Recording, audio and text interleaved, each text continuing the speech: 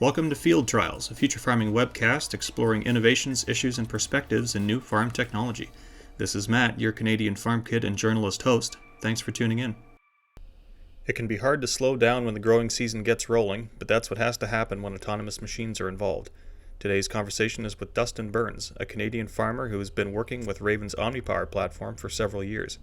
We discuss his experiences, why he's interested in autonomy in the first place, and how machines like OmniPower fit his drive for precision and soil health. Yeah.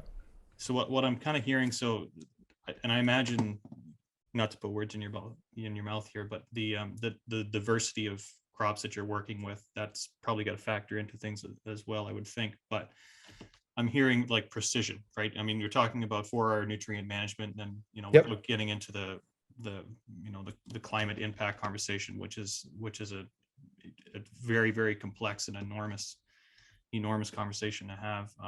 A lot of emphasis on precision, efficiency in general. I mean, there's a lot of people involved in the farm, but we still have to be efficient in terms of labor. So kind of like checking all those normal boxes. But I guess what was the thing that kind of made you go, okay, let's talk to this company and say, why were you interested in that particular platform, or what prompted you to make that connection in the first place? Was there a specific challenge you're having, or was it just a general interest and an opportunity kind of arose?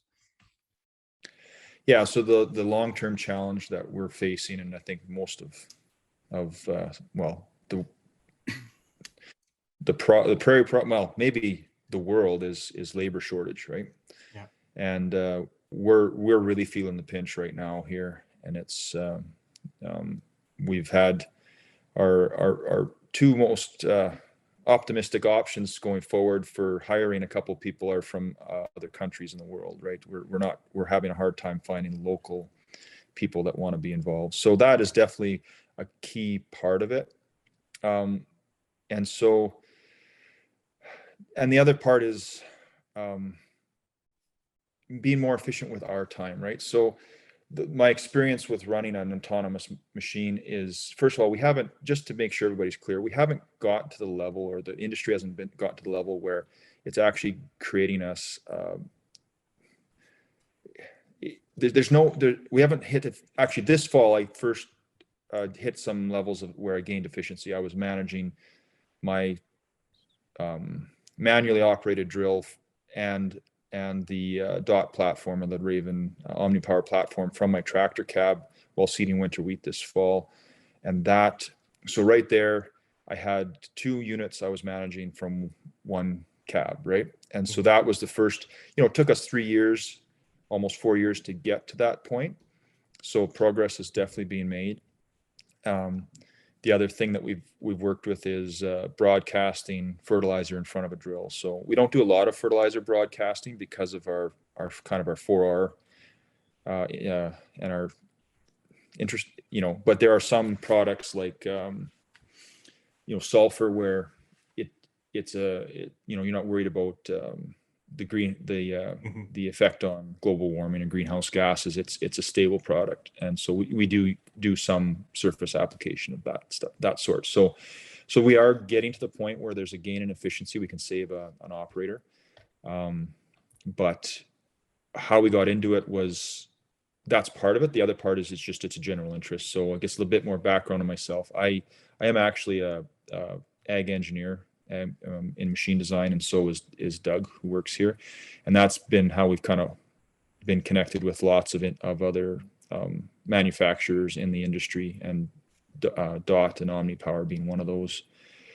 So I guess that between those two things, that's how we got involved. And it's a level of interest of ours, but also we see in the future opportunity, and would like to be part of that process. Mm-hmm.